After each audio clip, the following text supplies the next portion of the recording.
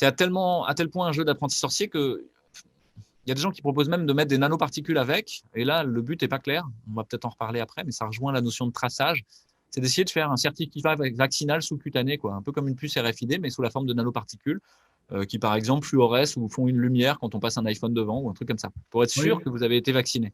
Donc ça, Bon, oui, ça a été breveté, je crois, l'année dernière. Et ce carnet vaccinal-là a été testé au Malawi, il me semble.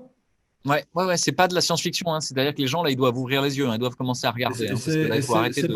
breveté appliqué. Et si vous regardez je mettrai peut-être les liens en description si je regarde, Les Échos, Le Monde et LCI en ont parlé il y a plusieurs mois, avant même, parce Ouais, que tout à ça, fait, ouais. Donc, c'est pas un truc de complotiste, quoi, hein. C'est juste, c'est réel, quoi.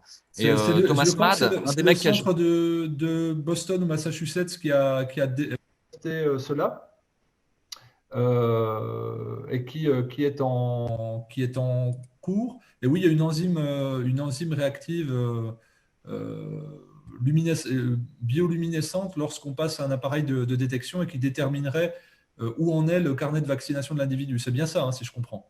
Ouais, c'est ça, effectivement. D'accord. Ça, Ok. c'est Donc là, très vous, inquiétant, hein. c'est C'est très inquiétant pour le coup. Moi, je cherche pas à remplacer une peur par une autre, je vous l'ai dit, mais juste à être conscient des choses pour pouvoir dire non. Il y a un moment, il faut dire non, en fait. On ne doit pas rentrer dans votre corps pour vous expliquer comment vous devez vivre ou où vous en êtes.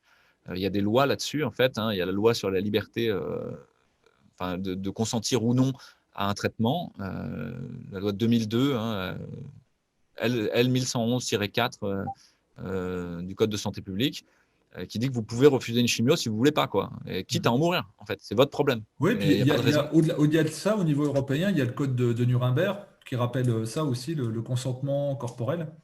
Euh, donc, euh, donc oui, il y a des choses.